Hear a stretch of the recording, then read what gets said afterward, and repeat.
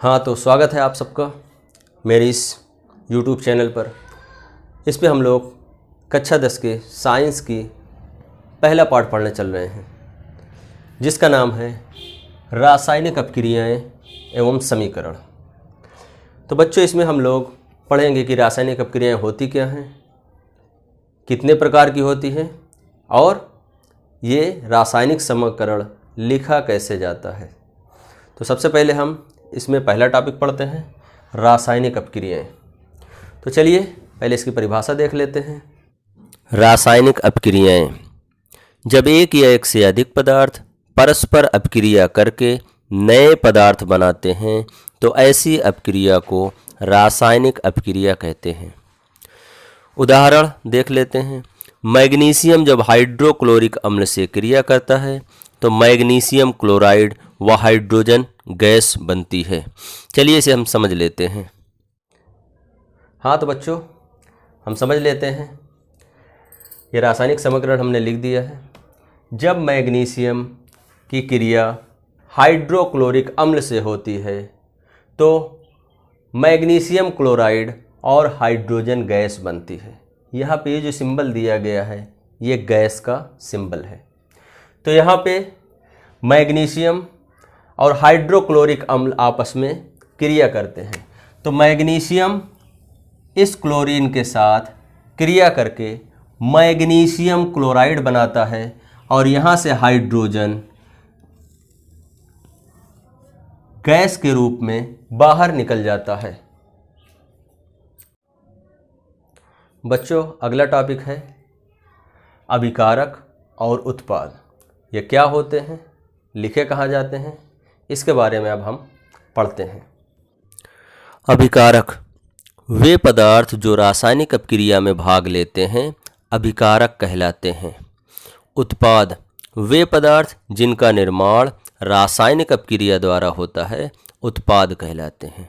नीचे समीकरण दिया हुआ है जिसमें मैग्नीशियम और हाइड्रोक्लोरिक अम्ल अभिकारक हैं जो आपस में अपक्रिया करके मैग्नीशियम क्लोराइड और जल का निर्माण कर रहे हैं। यहाँ पे मैग्नीशियम क्लोराइड और जल उत्पाद हैं। हाँ, तो बच्चों यहाँ आप देख सकते हैं मैग्नीशियम हाइड्रोक्लोरिक अम्ल से क्रिया कर रहा है और मैग्नीशियम क्लोराइड और जल बना रहा है।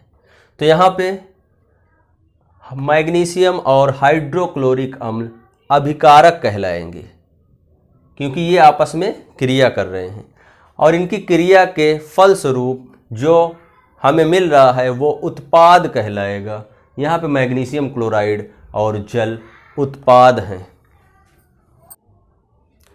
बच्चों, अब अगला टॉपिक पढ़ते हैं, पदार्थ की भौतिक अवस्थाएं। इसके बारे में आप लोगों ने पिछली कक्षाओं में पढ़ा होगा कि पदार्थ की 3 भौतिक अवस्थाएं होती हैं। जैसा कि आपकी किताब में दिया है, वैसे तो 5 भौतिक अवस्थाएं होती हैं, लेकिन आपके सिलेबस में 3 ही पढ़ना है। तो पदार्थ की 3 भौतिक अवस्थाएं होती हैं। पहला होता है ठोस, जिसे इंग्लिश में सॉलिड कहते हैं और उसके लिए स्मॉल एस समीकरण में लिखते हैं। दूसरा है द्रव, इसे इंग्लिश में लिक्विड कहते हैं और इसके लिए स्मॉल एल का इस्तेमाल करते हैं समीकरण लिखते हुए। और तीसरा है गैस, इसे इंग्लिश में भी गैस कहते हैं और स्मॉल जी से इसे रासायनिक समीकरण में लिखेंगे। इसके अलावा एक और होता है जलीय विलयन, जिसे इंग्लिश में एक्वस सॉल्यूशन कहते हैं और ए क्यू, स्मॉल क्यू और स्मॉल ए रहेगा। इस तरह से हम रासायनिक समीकरण में लिख के पदार्थ की भौतिक अवस्थाओं के बारे में बताते हैं। हाँ, तो बच्चों अगला टॉपिक है रासायनिक समीकरण। रासायनिक समीकरण क्या होता है, रासायनिक समीकरण को लिखा कैसे जाता है और इसकी ज़रूरत क्यों होती है, इसके बारे में हम पढ़ेंगे। तो सबसे पहले हम जान लेते हैं रासायनिक समीकरण क्या होता है। रासायनिक अभिक्रिया को रासायनिक समीकरण द्वारा निरूपित किया जाता है। रासायनिक समीकरण के अभिकारकों और उत्पादों में पदार्थ के प्रतीकों प्रतीकों या जिसे सूत्र भी कहते हैं का इस्तेमाल किया जाता है प्रतीकों के साथ उनकी भौतिक अवस्था को भी दर्शाया जाता है कि वो किस भौतिक अवस्था में है, ठोस हैं, द्रव हैं या गैस हैं। तो हम देख लेते हैं कि रासायनिक समीकरण किस तरह से लिखा जाता है। कोयले का दहन, ये एक रासायनिक समीकरण है कि जब कोयले को ऑक्सीजन की उपस्थिति में जलाया जाता है, उसका दहन किया जाता है, तो कार्बन डाइऑक्साइड गैस बनती है। हाँ, तो देख लेते हैं हम रासायनिक समीकरण को लिखा कैसे जाता है। तो कोयले का दहन एक रासायनिक अपक्रिया है। कोयला जो कि कार्बन ही होता है, कार्बन को जब ऑक्सीजन की उपस्थिति में जलाते हैं या उसका दहन करते हैं तो कार्बन डाइऑक्साइड गैस बनती है। अगर हम इसी समीकरण को कार्बन, ऑक्सीजन और कार्बन डाइऑक्साइड के रूप में लिखेंगे तो हमें लिखने में भी वक्त लगेगा और ज़्यादा जगह भी इस्तेमाल करनी पड़ेगी। तो इससे बचने के लिए हम रासायनिक समीकरण को सूत्रों के द्वारा लिखते हैं, जिससे हमें आसानी हो जाती है, वक्त की बचत होती है और हम जल्दी से किसी भी रासायनिक अपक्रिया को लिख सकते हैं। यहाँ कार्बन को हमने C से निरूपित किया, ऑक्सीजन O से और कार्बन डाइऑक्साइड को CO2 से निरूपित किया गया है। तो इस प्रकार हम आसानी से किसी भी रासायनिक अपक्रिया को लिख सकते हैं रासायनिक समीकरण के द्वारा। तो बच्चों यहाँ देख लेते हैं, इस समीकरण में स्मॉल s लिखा हुआ है, स्मॉल g लिखा हुआ है, इधर भी स्मॉल g लिखा हुआ है। ये किसी भी तत्व के भौतिक अवस्था को दर्शाता है। स्मॉल s का मतलब हुआ सॉलिड, सॉलिड यानी ठोस। कोई भी पदार्थ किस अवस्था में है इस तरह से लिखा जाएगा। यहाँ पे कार्बन ठोस अवस्था में है, ऑक्सीजन गैसीय अवस्था में है और कार्बन डाइऑक्साइड जो बना ये भी गैसीय अवस्था में है। तो इसके बारे में हम चलिए पढ़ लेते हैं। तो बच्चों हम लोग कोयले की दहन की प्रक्रिया को समझ लेते हैं। कोयला जो कि कार्बन होता है, जब कोयले का दहन किया जाता है ऑक्सीजन की उपस्थिति में तो कार्बन डाइऑक्साइड गैस प्राप्त होती है। किसी भी पदार्थ के जलने के लिए ऑक्सीजन बहुत ही आवश्यक होता है।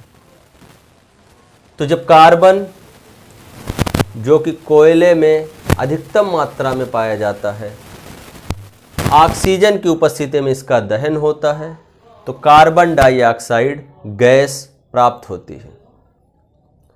यहाँ पे इस समीकरण में देख लेते हैं, कार्बन इसके नीचे ब्रैकेट में छोटा सा लिखा हुआ है S, जिसका मतलब होता है सॉलिड। ये इसकी भौतिक अवस्था को दर्शाता है कि कार्बन सॉलिड स्टेज में है, ठोस अवस्था में है। यहाँ ऑक्सीजन गैसीय अवस्था में है और जो उत्पाद बना है कार्बन डाइऑक्साइड ये भी गैसीय अवस्था में है। यानी इनकी भौतिक अवस्थाएं लिखी हुई हैं। बच्चों अगला टॉपिक है रासायनिक समीकरण को संतुलित करना क्यों आवश्यक है। इसके लिए एक नियम के बारे में हम लोग पढ़ेंगे, द्रव्यमान संरक्षण का नियम। चलिए इसकी परिभाषा हम समझ लेते हैं। रासायनिक समीकरण को संतुलित करना क्यों आवश्यक है। द्रव्यमान संरक्षण का नियम, लॉ ऑफ कंजर्वेशन मास। इस नियम के अनुसार किसी भी रासायनिक अपक्रिया में द्रव्यमान का ना तो निर्माण होता है और ना ही विनाश। अर्थात किसी भी रासायनिक अपक्रिया के उत्पाद तत्वों का कुल द्रव्यमान अभिकारक तत्वों के कुल द्रव्यमान के बराबर होता है। हाँ तो बच्चों अब हम अगले टॉपिक के बारे में पढ़ेंगे, जो है रासायनिक समीकरण का संतुलन। रासायनिक समीकरण को हम किस प्रकार से संतुलित करेंगे और रासायनिक समीकरण को किस प्रकार से लिखा जाएगा। तो सबसे पहले हम देख लेते हैं कि रासायनिक समीकरण को संतुलन करने की आवश्यकता है या नहीं, और अगर है तो किस प्रकार से हम रासायनिक समीकरण को संतुलित करेंगे। चलिए हम सीख लेते हैं। सबसे पहले ऊपर वाली हम रासायनिक अपक्रिया देखेंगे। इसमें जिंक और सल्फ्यूरिक अम्ल का अपक्रिया हो रही है, तो जिंक सल्फेट और हाइड्रोजन गैस बन रही है। हाँ तो बच्चों, इस ऊपर वाली रासायनिक अपक्रिया में हम देख लेते हैं कौन कौन से तत्व हैं और उनमें कितनी कितनी परमाणु संख्याएं पाई जाती हैं। तो यहाँ Zn एक तत्व है, हाइड्रोजन अलग तत्व है, सल्फर अलग तत्व है और ऑक्सीजन अलग तत्व है। तो सबसे पहले हम अभिकारकों में परमाणुओं की संख्या देखेंगे। ये अभिकारक है और इधर उत्पाद है। तो अभिकारकों में परमाणुओं की संख्या देखेंगे जो LHS लेफ्ट हैंड साइड दिया गया है। तो सबसे पहले हम इधर देखते हैं। यहाँ Zn अभिकारकों में परमाणुओं की संख्या कितनी है? Zn केवल एक परमाणु है। कितने परमाणु है? एक परमाणु है। हाइड्रोजन के कितने परमाणु हैं? H2 लिखा हुआ है, तो हाइड्रोजन के कितने परमाणु हुए? दो परमाणु हुए।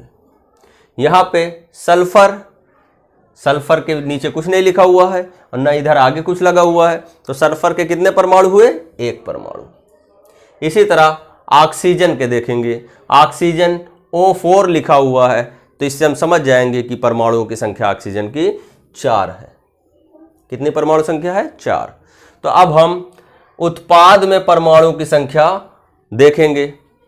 तो उत्पाद में जिंक की परमाणु संख्या कितनी है बच्चों? 1। इधर भी 1 थी और इधर भी 1 है। अब हाइड्रोजन की परमाणुओं की संख्या देखेंगे। H2 है, इधर कोई हाइड्रोजन नहीं है, इधर 2 हाइड्रोजन हैं, तो हाइड्रोजन की परमाणु संख्या कितनी हो गई? 2 हो गई। अब देखेंगे सल्फर। इधर सल्फर 1 था, इधर भी सल्फर की परमाणु संख्या 1 ही है। अब बचा ऑक्सीजन। इधर ऑक्सीजन के परमाणु की संख्या 4 थी और इधर भी ऑक्सीजन की परमाणु संख्या 4 है। तो बच्चों, इस सारणी में हम देख रहे हैं कि जिंक 1 इधर भी और 1 इधर भी, यानी अभिकारकों में परमाणु की संख्या जिंक की 1 है और उत्पाद में भी जिंक की परमाणु संख्या 1 है। इसी तरह हाइड्रोजन की परमाणु संख्या अभिकारकों में 2 है और उत्पाद में भी 2 है। और अभिकारकों में सल्फर की परमाणु संख्या 1 है और इसमें भी उत्पाद में भी परमाणु संख्या सल्फर की 1 है। इसी तरह ऑक्सीजन की परमाणु संख्या अभिकारकों में 4 है और उत्पाद में भी ऑक्सीजन की परमाणु संख्या 4 है। तो इससे पता चलता है कि ये जो ऊपर वाला रासायनिक समीकरण है ये पहले से ही संतुलित समीकरण है, यानी LHS is equal to RHS, यानी लेफ्ट हैंड साइड में तत्वों की परमाणु संख्या जितनी है उतनी ही राइट हैंड साइड में भी परमाणु के तत्वों की परमाणु संख्या बराबर है। तो ये एक संतुलित समीकरण है। तो अब एक देख लेते हैं असंतुलित समीकरण के बारे में। हाँ तो बच्चों, अब नीचे वाले समीकरण में हम देख लेते हैं कौन कौन से तत्व हैं, उनके अभिकारकों में परमाणु संख्या कितनी है और उत्पाद में परमाणु संख्या कितनी है। तो सबसे पहले हम यहाँ पे Fe लिखा हुआ जो आयरन है यहाँ लिख देते हैं Fe। उसके बाद हाइड्रोजन है H और फिर ऑक्सीजन है। तो टोटल कितने तत्व हुए? 3 तत्व हैं। इसी तरह हम अब देख लेते हैं कि इन तत्वों में अभिकारकों में परमाणु संख्या कितनी है और उत्पाद में परमाणु संख्या कितनी है। तो बच्चों Fe, न इधर कोई Fe है न इधर कोई और है, न यहाँ पे कोई संख्या लिखी हुई है न यहाँ पे। तो इससे हमें क्या पता चलता है कि ये जो आयरन का परमाणु है केवल 1 परमाणु है। आयरन में कितने परमाणु है? 1, लेफ्ट हैंड साइड में अभिकारक में। तो अब उत्पाद में देख लेते हैं कितने परमाणु हैं। Fe3, यहाँ पे आयरन के 3 परमाणु हैं, तो इधर हम लिख देंगे, कितना लिख देंगे? 3। अब इधर देखते हैं हाइड्रोजन के कितने परमाणु हैं। H2 लिखा हुआ है, तो हाइड्रोजन के कितने परमाणु हो गए? 2 परमाणु, तो यहाँ लिख देंगे हम 2 परमाणु। अब इधर देखेंगे उत्पाद में कि हाइड्रोजन के कितने परमाणु हैं, तो यहाँ पे भी 2 परमाणु हैं। कितने परमाणु हैं? 2, तो यहाँ पे 2 लिख देंगे बच्चों। अब इसमें देख लेते हैं ऑक्सीजन के कितने परमाणु हैं। तो यहाँ पे ऑक्सीजन के केवल 1 परमाणु है। कितने परमाणु है? 1, तो यहाँ 1 लिख दिए। अब देखेंगे उत्पाद में ऑक्सीजन के कितने परमाणु हैं। उत्पाद में ऑक्सीजन के 4 परमाणु हैं। कितने परमाणु हैं बच्चों? 4। तो यहाँ पे 4 लिख देंगे। तो अब इसे हम हल करेंगे, देखेंगे कि पहले संतुलित है कि नहीं। तो यहाँ पे देखिए आयरन के 1 परमाणु, इधर 3 है। हाइड्रोजन के तो दोनों तरफ बराबर हैं, पहले से ही संतुलित है। लेकिन ऑक्सीजन के 1 परमाणु अभिकारकों में है और उत्पाद में 4 परमाणु हैं। तो अब चलो बच्चों इसे संतुलित करते हैं। हाँ तो बच्चों जैसा हमने देखा पहला वाला रासायनिक समीकरण संतुलित है और इस टेबल के अनुसार हम देख रहे हैं कि ये दूसरा रासायनिक समीकरण जो है वो असंतुलित है। तो समीकरण को संतुलित करने के लिए सबसे पहले हम ब्रैकेट लगा देंगे। क्या लगा देंगे बच्चों? ब्रैकेट लगा देंगे। इस ब्रैकेट लगाने का मतलब ये है कि इसके अंदर हम कोई चेंज नहीं कर सकते, जो चेंज करना होगा हम बाहर करेंगे। तो चलिए इसको संतुलित करते हैं। तो सबसे पहले हम बड़ी परमाणु संख्या वाले से शुरू करते हैं। तो इसमें सबसे ज़्यादा परमाणु संख्या किस तत्व की है? ऑक्सीजन की। 4 परमाणु हैं ऑक्सीजन के उत्पाद में और अभिकारकों में ऑक्सीजन के कितने परमाणु हैं? 1 परमाणु।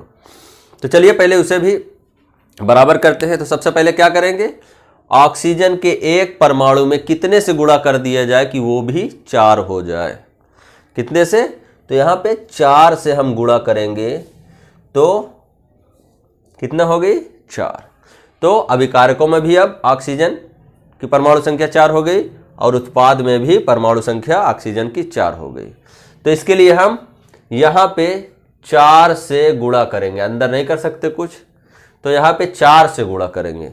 और जब 4 से ब्रैकेट के बाहर जिस संख्या से गुणा होती है तो ब्रैकेट के अंदर के सारे तत्वों से गुणा करना पड़ता है।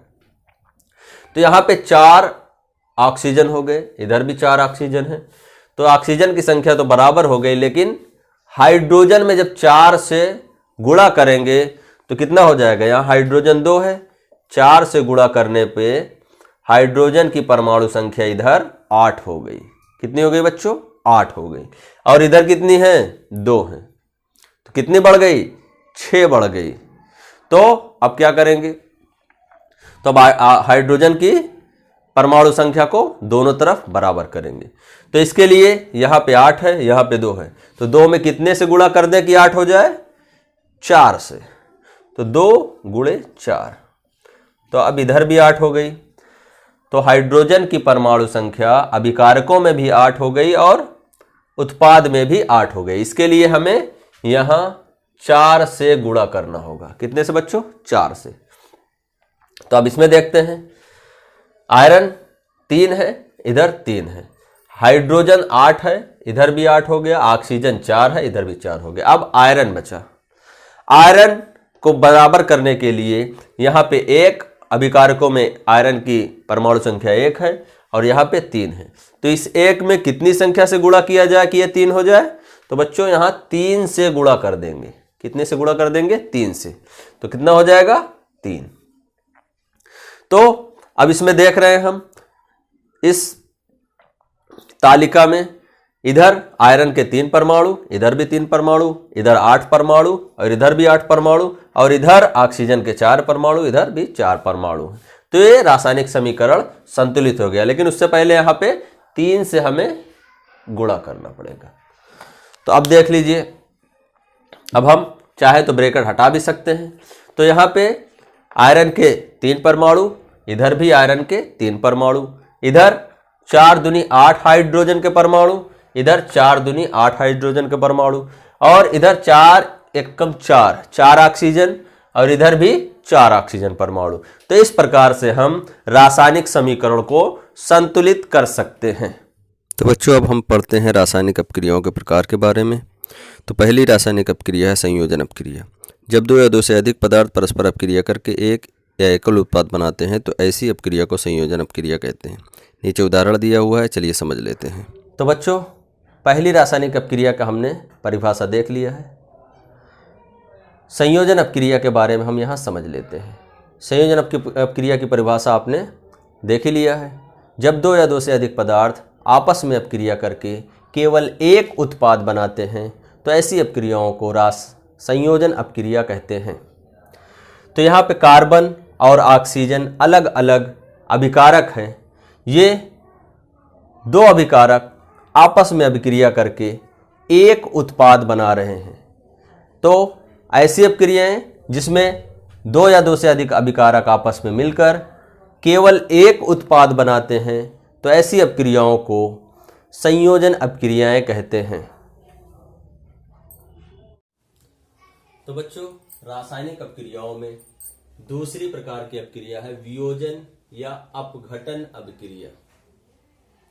नाम से ही पता चलता है, वियोजन या अपघटन मीन्स टूटना। तो चलिए पहले इसकी परिभाषा हम देख लेते हैं। दूसरी प्रकार की रासायनिक अपक्रिया है वियोजन या अपघटन अपक्रिया। इसकी परिभाषा है, जब एक अभिकारक टूटकर दो या दो से अधिक उत्पाद का निर्माण करता है, तो ऐसी अपक्रिया वियोजन या अपघटन अपक्रिया कहलाती है। इसमें अभिकारक केवल एक ही होता है, जबकि उसके टूटने के पश्चात दो उत्पाद बनते हैं। वियोजन अपक्रिया तीन प्रकार की होती है। पहला है ऊष्मीय वियोजन, दूसरा है विद्युत वियोजन और तीसरा है प्रकाशीय वियोजन। तो बच्चों, पहली अपक्रिया में हमने पढ़ा था कि दो अभिकारक आपस में अपक्रिया करके एक उत्पाद बनाते हैं, लेकिन वियोजन अपक्रिया में उसका उल्टा होता है। इसमें एक अभिकारक टूटकर दो या दो से अधिक उत्पाद बनाते हैं। तो ऐसी अपक्रियाएं जिसमें एक अभिकारक टूटकर दो या दो से अधिक उत्पाद बनाएं, तो ऐसी अपक्रियाओं को वियोजन या अपघटन अपक्रियाएं कहते हैं। बच्चों, वियोजन अपक्रियाएं तीन प्रकार की होती हैं। उनमें से पहली अपक्रिया के बारे में हम पढ़ते हैं, जो कि है ऊष्मीय वियोजन। तो बच्चों, जैसा कि आपने देखा, वियोजन अपक्रियाएं तीन प्रकार की होती हैं: ऊष्मीय वियोजन, वैद्युत वियोजन और प्रकाशीय वियोजन। तो इसके बारे में एक एक करके हम पढ़ लेते हैं। तो पहला है ऊष्मीय वियोजन।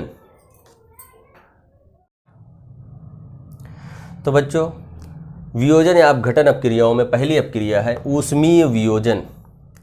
ऊष्मीय वियोजन में कोई अभिकारक ऊष्मा देने पर टूट जाता है, उसका विघटन हो जाता है। तो यहाँ पे फेरस सल्फेट को जब ऊष्मा दी जाती है, तो ये फेरिक ऑक्साइड, सल्फर डाइऑक्साइड और सल्फर ट्राइऑक्साइड में टूट जाता है।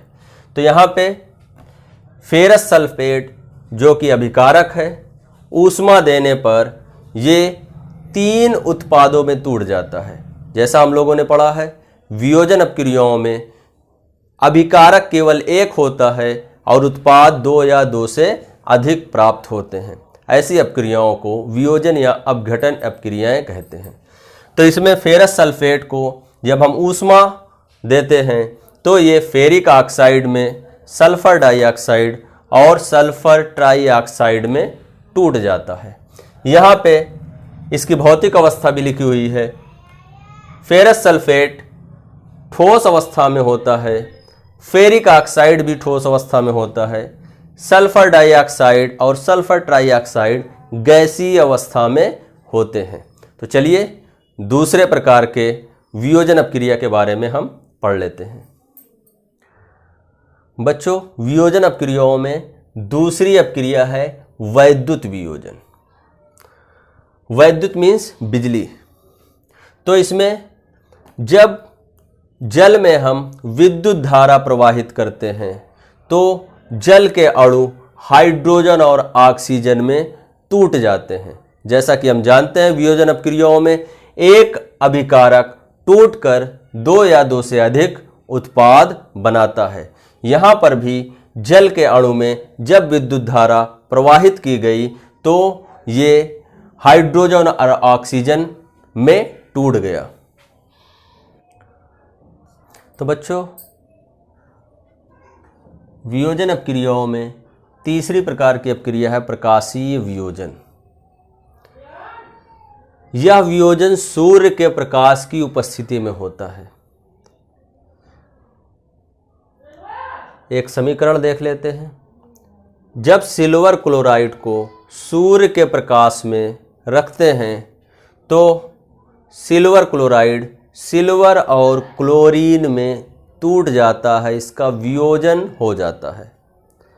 यहाँ सिल्वर क्लोराइड जो कि एक सॉलिड भौतिक अवस्था थी, इसकी सिल्वर सॉलिड भौतिक अवस्था है और क्लोरीन गैसीय अवस्था में है। तो यहाँ पे भी एक अभिकारक का वियोजन हो रहा है और दो उत्पाद प्राप्त हो रहे हैं। चूंकि ये सूर्य के प्रकाश की उपस्थिति में हो रहा है, इसलिए इसे प्रकाशीय वियोजन अभिक्रिया कहेंगे। बच्चों, रासायनिक अपक्रियाओं में तीसरी प्रकार की रासायनिक अपक्रिया है विस्थापन अभिक्रिया। नाम से ही पता चलता है, विस्थापन यानी किसी पदार्थ का विस्थापन होगा, यानी स्थान परिवर्तन होगा। तो इसकी परिभाषा देख लेते हैं। इस प्रकार की अभिक्रिया में अधिक क्रियाशील तत्व, कैसे तत्व? अधिक क्रियाशील तत्व कम क्रियाशील तत्व को उसके यौगिक से विस्थापित कर देता है। यानी जो अधिक क्रियाशील तत्व होगा वो कम क्रियाशील तत्व को उसके यौगिक से विस्थापित कर देगा। तो यहाँ पे हम रासायनिक समीकरण के द्वारा समझ लेते हैं। ये फेरस है, आयरन भी कहते हैं इसे। तो जब आयरन की अभिक्रिया कॉपर सल्फेट के साथ होती है तो फेरस सल्फेट और कॉपर बनता है।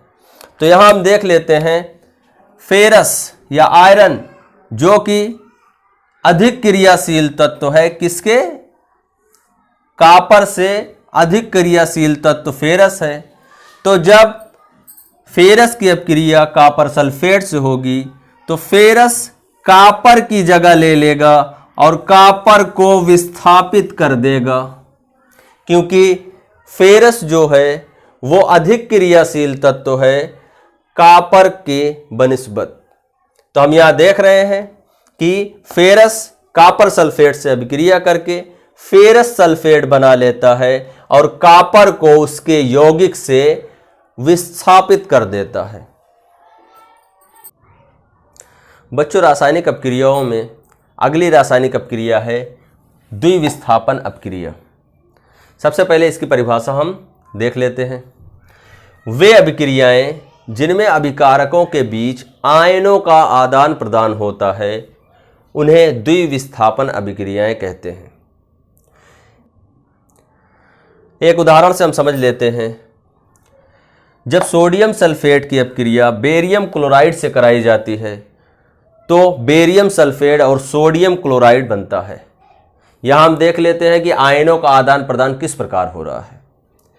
सोडियम आयन बेरियम क्लोराइड में बेरियम की जगह ले लेगा, यानी यहां पर सोडियम क्लोराइड आयन का आदान प्रदान होगा और यहां से बेरियम सल्फेट के साथ आकर मिल जाएगा।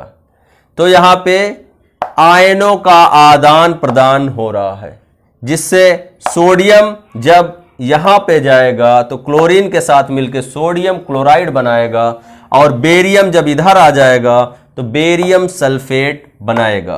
तो हम देख रहे हैं कि इन अपक्रियाओं में आयनों का आदान प्रदान हो रहा है। तो ऐसी अपक्रियाएं जिनमें अभिकारकों के बीच आयनों का आदान प्रदान होता है द्विविस्थापन अपक्रियाएं कहलाती हैं। इसमें देख ले रहे हैं ये अभिकारक है और ये उत्पाद है।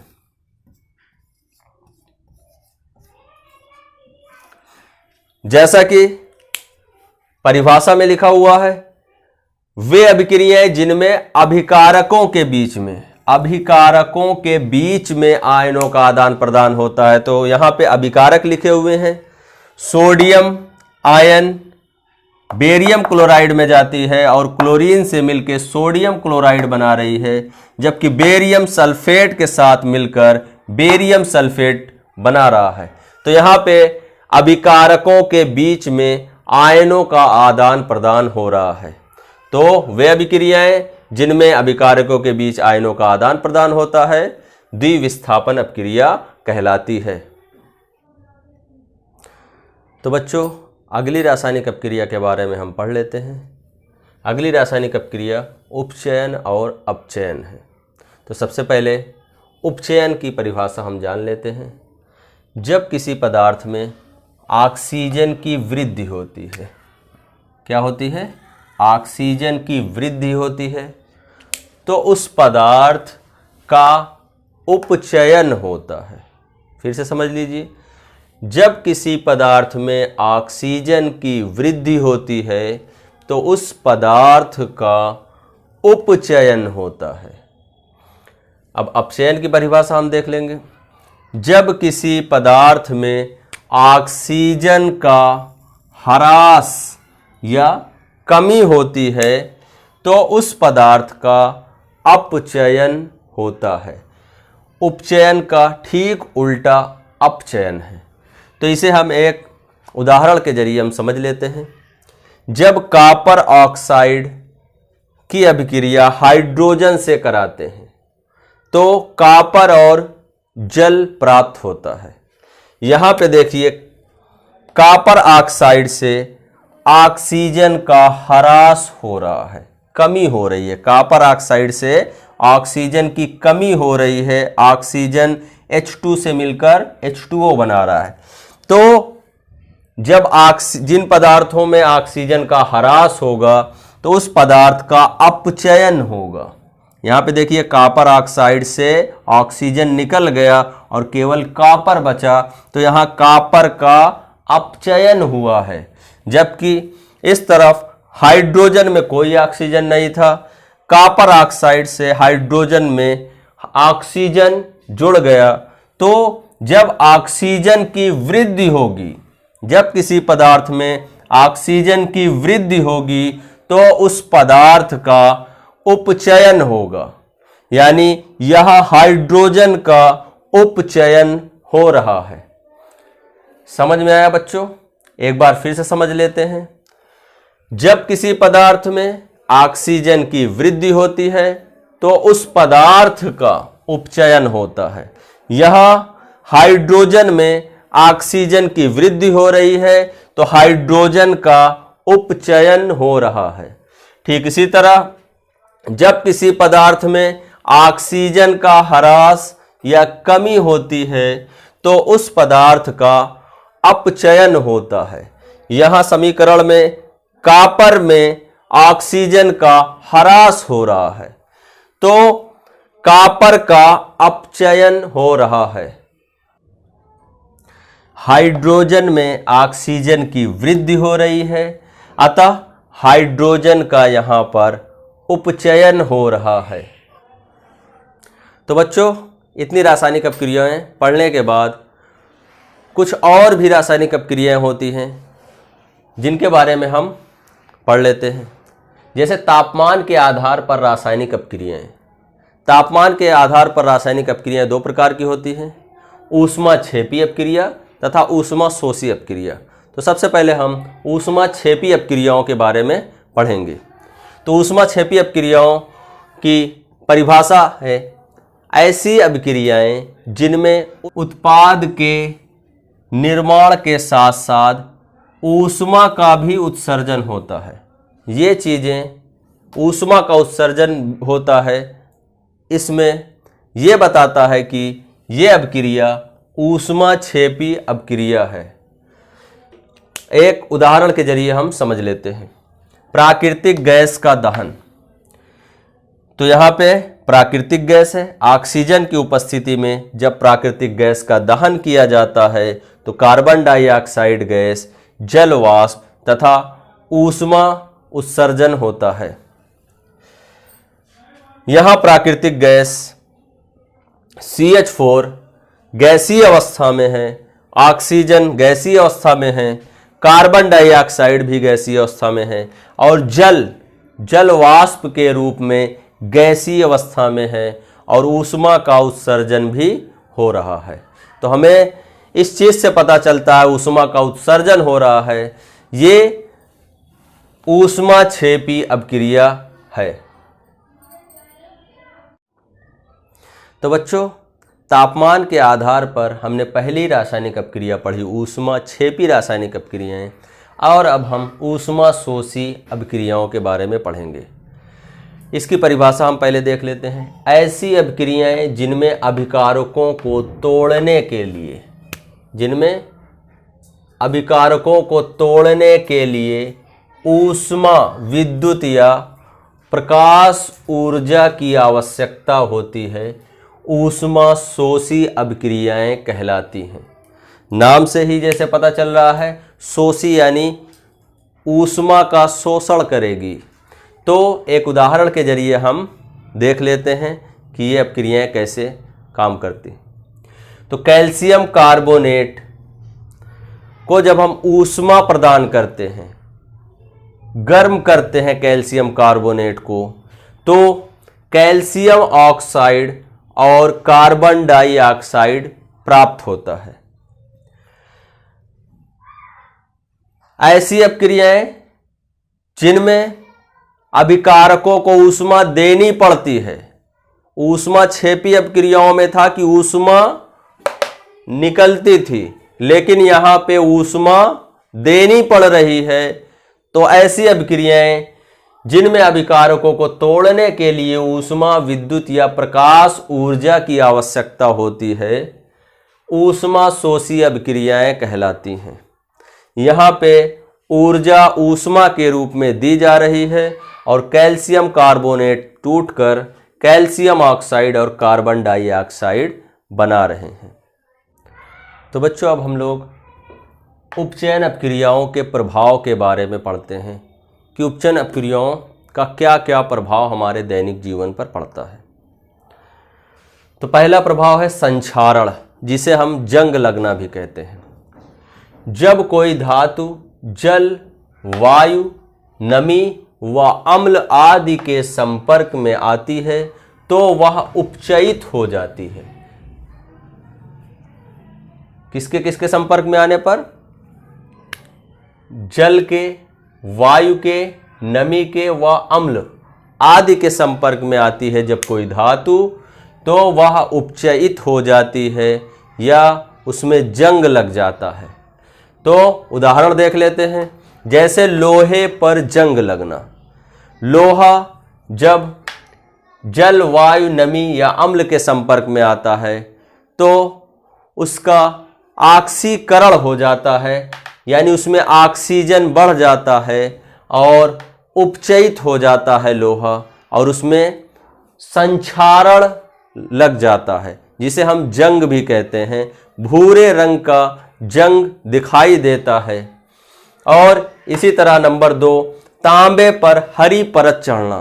तांबा भी जब जल, वायु, नमी या अम्ल आदि के संपर्क में आता है तो उस पर हरे रंग की एक परत चढ़ जाती है, जिसे संक्षारण ही कहते हैं। तीसरे नंबर पर चांदी पर काली परत चढ़ना। चांदी भी धातु है, जब वो जल, वायु, नमी व अम्ल आदि के संपर्क में आती है तो उस पर काली रंग की परत चढ़ जाती है, जो कि संक्षारण ही है। तो बच्चों, इस लेसन का आखिरी टॉपिक है विक्रगंधिता। तो हम समझ लेते हैं कि विक्रगंधिता होता क्या है। इसकी परिभाषा पहले देख लेते हैं। वसा युक्त अथवा तैलीय खाद्य सामग्री वायु के संपर्क में आने पर उपचयित हो जाता है। क्या हो जाता है बच्चों? उपचयित हो जाता है, जिससे उसका स्वाद और गंध बदल जाता है। क्या बदल जाता है बच्चों? स्वाद और गंध बदल जाता है। तो कोई भी तैलीय या वसायुक्त पदार्थ जब वायु के संपर्क में आती है तो उसका उपचयन हो जाता है। बच्चों, हम लोगों ने उपचयन अपक्रिया के बारे में पहले ही पढ़ चुके हैं कि कोई भी पदार्थ, किसी भी पदार्थ में ऑक्सीजन की वृद्धि होने पर उस पदार्थ का उपचयन हो जाता है। तो यहाँ पर भी विक्रगंधिता में हम समझ लेते हैं कि कोई भी वसा युक्त अथवा तैलीय खाद्य सामग्री जब वायु के संपर्क में आती है तो उसका उपचयन हो जाता है। बच्चों, हम लोग जानते हैं कि वायु में 21% के लगभग ऑक्सीजन उपस्थित रहता है। तो जब कोई भी वसायुक्त अथवा तैलीय खाद्य पदार्थ वायु के संपर्क में आती है तो उसमें ऑक्सीजन जुड़ जाता है, जिससे उस पदार्थ का उपचयन हो जाता है। और इससे बचाव के लिए क्या करते हैं, इसी कारण चिप्स के पैकेट में नाइट्रोजन गैस भरी जाती है। हाँ बच्चों, जो चिप्स का पैकेट होता है उसमें चिप्स तो थोड़ी सी ही होती है, लेकिन उसमें गैस भरी रहती है। आप लोगों ने देखा होगा कि चिप्स का पूरा पैकेट फूला रहता है। क्यों? क्योंकि उसके अंदर नाइट्रोजन गैस भरी रहती है। अगर नाइट्रोजन गैस नहीं भरी जाएगी और उसमें वायु चली गई तो उस चिप्स का उपचयन हो जाएगा, और जब चिप्स का उपचयन हो जाएगा तो उसका स्वाद और गंध बदल जाएगा। उसका स्वाद भी बेकार हो सकता है और उसमें से बुरी गंध भी या दुर्गंध भी आ सकती है। ऐसे में वो चिप्स खराब हो जाएगा। तो उससे बचाने के लिए क्या करते हैं बच्चों, उस पैकेट में नाइट्रोजन गैस भर देते हैं, जो कि कम क्रियाशील या अक्रिय गैस है।